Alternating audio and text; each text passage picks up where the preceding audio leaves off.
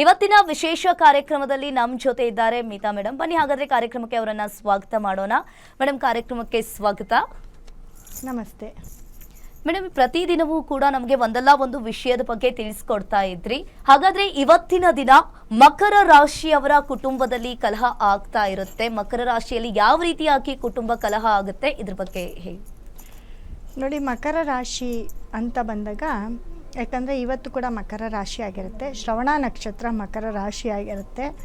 ಆದರೆ ಎಲ್ಲರೂ ಹೇಳ್ತಾರೆ ಮಕರ ರಾಶಿಗೆ 3ನೇ ಮನೆಯಲ್ಲಿ ಸೂರ್ಯ, ಶನಿ, ಬುಧ, ಕುಜ 4 ಗ್ರಹಗಳಿದ್ದಾವೆ, ತುಂಬ ಚೆನ್ನಾಗಿದೆ ಅಂತ ಹೇಳ್ತಾರೆ. ಆದರೆ ನನ್ನ ಪ್ರಕಾರ ಮಕರ ರಾಶಿಯವರಿಗೆ ನೋಡಿ, 2ನೇ ಮನೆಯಲ್ಲಿ ರಾಹು ಬಂದಾಗೆ ಅವ್ರಿಗೆ ಮುಗೀತು. ಯಾಕಂದರೆ ಕುಟುಂಬದಲ್ಲಿ ಬಹಳಷ್ಟು ಕಲಹಗಳು ಸ್ಟಾರ್ಟ್ ಆಗ್ತಾ ಇದೆ, ನಡೀತಾ ಇತ್ತು. ಅದು ಈಗ ಈ 3ನೇ ಮನೆಯಲ್ಲಿ ಸೂರ್ಯ, ಬುಧ, ಶನಿ, ಕುಜ ಈ 4 ಗ್ರಹಗಳು 3ನೇ ಮನೇಲಿ ಇರೋದ್ರಿಂದ, ಅದರಲ್ಲೂ ಸೂರ್ಯ ಶನಿ ಸೇರಿರೋದ್ರಿಂದ ನಾನು ಸಾಕಷ್ಟು ಬಾರಿ ನಿಮಗೆ ಹೇಳ್ತಾ ಬಂದಿದ್ದೀನಿ, ಈ 1 ತಿಂಗಳು ಏನಿತ್ತು ಸೂರ್ಯ ಶನಿ ಒಟ್ಟಿಗೆ ಸೇರಿರೋದ್ರಿಂದ ನೋಡಿ, ಪೆಟ್ರೋಲ್ಗೆ ತುಂಬ ತೊಂದರೆ ಆಗಿದೆ, ಮತ್ತು ಯುದ್ಧಗಳು ನಡೀತಾ ಇದೆ. ಗ್ಯಾಸ್ ಇಲ್ಲ ಅಂದರೆ ಆಟೋ ಓಡ್ತಾ ಇಲ್ಲ, ಆಟೋ ಆಗಿರ್ಬೋದು, ಕ್ಯಾಬ್ ಆಗಿರ್ಬೋದು, ಮನೆಗಳಲ್ಲಿ, ಹೋಟೆಲ್ಗಳಲ್ಲಿ ಬೆಂಕಿ ಉರಿತಾ ಇಲ್ಲ. ಏನಕ್ಕೆ ಅಂತ ಅಂದರೆ, ಈ ಸೂರ್ಯ ಅನ್ನೋದು ಏನಾಗುತ್ತೆ, ಈ ಸೂರ್ಯ ಇಂಜಿನ್ನು. ನಮ್ಮ ಒಂದು ದೇಹದಲ್ಲಿ ನಾವು ಹಾರ್ಟನ್ನು ಹೇಗೆ ನಾವು ಸೂರ್ಯನಿಗೆ ಹೋಲಿಸ್ತೀವಿ, ಅದೇ ರೀತಿ ನಾವು ಒಂದು ವೆಹಿಕಲ್ ಅಂತ ಬಂದಾಗ ಶನಿ ಆಗುತ್ತೆ, ಕಬ್ಬಿಣ ಅಂತ ಅಂದಾಗ ಅದರಲ್ಲಿ ಆ ಇಂಜಿನ್ ಭಾಗ ಏನಿರುತ್ತೆ ಅದು ವರ್ಕ್ ಮಾಡೋದು, ಅದೇ ಮೇನ್ ಪ್ಲೇಸು, ನಮ್ಮ ಹಾರ್ಟ್ ಥರ ಅದು ಸೂರ್ಯನಿಗೆ ಸಂಬಂಧಪಡುತ್ತೆ. ಸೊ ಈ ಶನಿ ಮತ್ತು ಇದಕ್ಕೆ ಪೆಟ್ರೋಲು, ಗ್ಯಾಸು ಇದೆಲ್ಲ ಶನಿಗೆ ಸಂಬಂಧಪಟ್ಟಂತಹ ಒಂದು ವಿಷಯ ಆಗಿರುತ್ತೆ. ಅದು ಯಾವಾಗ ಬ್ಯಾನ್ ಆಯಿತು, ಪೆಟ್ರೋಲು ಯುದ್ಧ ನಡೀತು, ಸೂರ್ಯ ಶನಿ ಸೇರಿರೋದಕ್ಕೆ ಯುದ್ಧ ನಡೀತು, ಇದರಲ್ಲಿ ಪೆಟ್ರೋಲು ಗ್ಯಾಸ್ಗೆಲ್ಲ ಕೊರತೆ ಬಂತು. ಇದರಿಂದ ಬೆಂಕಿ ಅನ್ನೋದು ಮತ್ತೆ ಅಲ್ಲಿ ಸೂರ್ಯ ಬರ್ತಾನೆ. ಈ ಬೆಂಕಿ ಉರಿದೇ ಇರೋ ಥರ ನಮಗೆ ಗ್ಯಾಸ್ ಸಿಗ್ತಾ ಇಲ್ಲ, ಗಾಡಿ ಓಡದೇ ಇರೋ ಥರ, ಇಂಜಿನ್ ಕೆಲಸ ಮಾಡದೇ ಇರೋ ಥರ ಪೆಟ್ರೋಲ್ ಸಿಗ್ತಿಲ್ಲ, ಗ್ಯಾಸ್ ಸಿಗ್ತಿಲ್ಲ. ಇವೆಲ್ಲವೂ ಒಂದಕ್ಕೊಂದಕ್ಕೆ ಲಿಂಕ್ ಆಗುತ್ತೆ. ಏನಕ್ಕೆ ಅಂದರೆ, ಈ ಸೂರ್ಯ ಶನಿ ಒಟ್ಟಿಗೆ ಇರೋದಕ್ಕೆ ಈ ಥರದ ಒಂದು ರಿಲೇಟೆಡ್ ಏನಿರುತ್ತೆ ಇದು ನಡೀತಾ ಹೋಗುತ್ತೆ.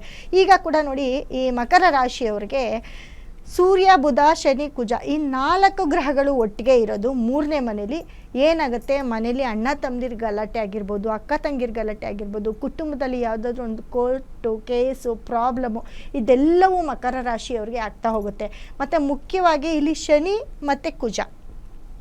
ಮತ್ತು ಕುಜ ಸೇರಿರೋದ್ರಿಂದ ಮಕರ ರಾಶಿಯವರು ಎಲ್ಲೋ ಒಂದು ಕಡೆ ದುಡ್ಡು ಬರುತ್ತೆ, ಎಲ್ಲೋ ಒಂದು ಕಡೆ, ಯಾಕಂದರೆ ಇವರು ಮಾಡಿರೋ ಕೆಲಸಕ್ಕೆ ಪ್ರತಿಫಲವಾಗಿ ದುಡ್ಡು ಬರುತ್ತೆ, ನೇಮು ಫೇಮು ಎಲ್ಲವೂ ಬರುತ್ತೆ. ಮಕರ ರಾಶಿಯವ್ರಿಗೆ ಟೈಮ್ ಚೆನ್ನಾಗಿದೆ, ಆದರೆ ಎಲ್ಲೋ ಒಂದು ಕಡೆ ಟೈಮ್ ಕೆಟ್ಟಿದೆ ಅಂತ ಹೇಳ್ತಾ ಇದ್ದೀನಿ. ಯಾಕಂದರೆ 3ನೇ ಮನೆ ಅಂತ ಬಂದಾಗ ಫ್ರೆಂಡ್ಸು, ಕೋಪ, ತಾಪ, ಕಾಮ, ಕ್ರೋಧ, ಮದ, ಮತ್ಸರ ಇವೆಲ್ಲವೂ ಕೂಡ 3ನೇ ಮನೆಗೆ ಬರುತ್ತೆ.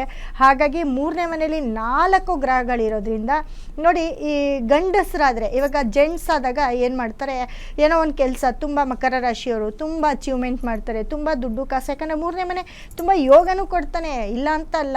ಈ ಕೆಲಸ ಕಾರ್ಯಗಳಾಗಬೇಕಾದ್ರೆ ಏನಾಗುತ್ತೆ, ಎಲ್ಲೋ ಒಂದು ಕಡೆ 3ನೇ ಮನೇಲಿ ಇವ್ರಿಗೆ ಯಾವುದೋ ದುಡ್ಡು ಬಿಡಪ್ಪ, ಅಲ್ಲಿತ್ತು ಇಲ್ಲಿತ್ತು, ಅವ್ರಿಗೆ ಮೋಸ ಮಾಡಿದ್ರು ಇವ್ರಿಗೆ ಮೋಸ ಮಾಡಿದ್ರು ಅಂತ ಈ ಥರ ಬರುತ್ತೆ. ಇದೇ ಒಂದು ಹೆಂಗಸು, ಲೇಡೀಸ್ ಬಂದು, ಯಾಕಂದರೆ ಶುಕ್ರ ಕೂಡ 4ನೇ ಮನೇಲಿದ್ದಾನೆ, ಲೇಡೀಸ್ ಏನಾದರೂ ಈ ಥರ ಅಚೀವ್ಮೆಂಟ್ ಮಾಡಿದ್ರು, ಹಿಂಗೆ ಮಾಡಿದ್ರೆ ಅವರು ಯಾವುದೇ ಒಳ್ಳೆ ರೀತಿ ಮಾಡಿದ್ರು ಕೆಟ್ಟ ಅಪವಾದಗಳನ್ನ ಮೇಲೆ ತಗೋಬೇಕಾಗತ್ತೆ. ಫ್ರೆಂಡ್ಸ್ ದೂರ ಆಗೋದಾಗಿರ್ಬೋದು, ಕುಟುಂಬದವ್ರು ದೂರ ಆಗೋದಾಗಿರ್ಬೋದು, ಮನೇಲಿ ಫ್ರೆಂಡ್ಸಿಂದ, ಕುಟುಂಬದವರಿಂದ ಕಲಹ ಆಗಿರ್ಬೋದು. ಅದೇ ರೀತಿ ಎಲ್ಲೋ ಒಂದು ಕಡೆ ಹೆಣ್ಮಕ್ಳ ಮೇಲೆ ಏನೋ ಒಂದು ಅಚೀವ್ ಮಾಡ್ತಿರ್ತಾರೆ, ಏನೋ ಒಂದು ದುಡ್ಡು ಮಾಡ್ತಿರ್ತಾರೆ, ಇಲ್ಲ ಒಂದು ಹೆಸರು ಸಂಪಾದನೆ ಮಾಡ್ತಾರೆ, ಏನೋ ಒಂದು ಮಾಡಿದಾಗ ಅದನ್ನು ಬೇರೆ ರೀತಿಯಾಗಿ ಕನ್ವರ್ಟ್ ಮಾಡಿ ಹಿಂದ್ಗಡೆ ಮಾತಾಡ್ಕೊಳ್ಳೋ ಅಂಥ ಒಂದು ಟೈಮು ಇದಾಗಿರುತ್ತೆ.